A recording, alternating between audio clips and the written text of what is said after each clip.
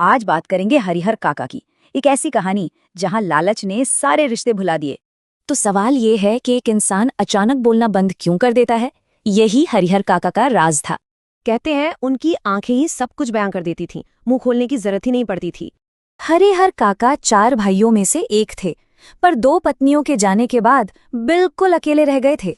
परिवार के पास कुल मिला के 60 बीघा उपजाऊ जमीन थी और यही सारी मुश्किलों की जड़ थी। इसमें से 15 बीघा जमीन सिर्फ हरिहर काका की थी और कहानी इसी जमीन के इर्द गिर्द घूमती है।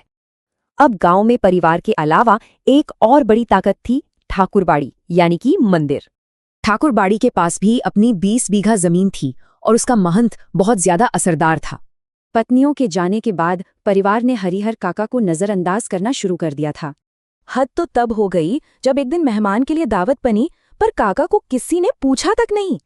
बाद में उन्हें खाने को मिले बासी चावल और अचार। बस यही वो पल था जब सब्र का बांध टूट गया। उन्होंने थाली फेंक दी और चिल्लाए, मैं किसी पर बोझ नहीं हूं। ठाकुरबाड़ी के एक पुजारी ने ये सब देख लिया और जाके महंत को बता दिए। महंत ने इसमें एक मौका देखा। महंत सीधा हरिहर काका के पास पहुंचा और उन्हें मंदिर में पनाह देने की बात करने लगा। उसने काका के कान भरने शुरू कर दिए कि पत्नी, बेटा, भाई सब मतलबी होते हैं।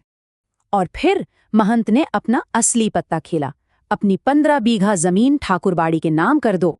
जैसे ही भाइयों को ये बात पता चली, उनके तो होश ही उड़ गए। 2 लाख से ज्यादा की जमीन थी वो सब भागे भागे मंदिर पहुंचे और रो गिड़गिड़ाकर काका से घर वापस चलने की मिन्नतें करने लगे।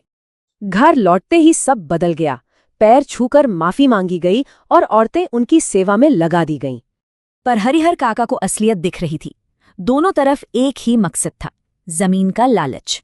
उन्हें समझ आ गया था कि उनकी कीमत उनसे नहीं, उनकी जायदाद से थी। तो परिवार और ठाकुरबाड़ी के लालच के बीच फंसकर उन्होंने चुप रहना ही बेहतर समझा। ये कहानी एक सवाल छोड़ जाती है, जब रिश्ते ही जायदाद पर टिके हों तो आखिर भरोसा करें तो किस पर।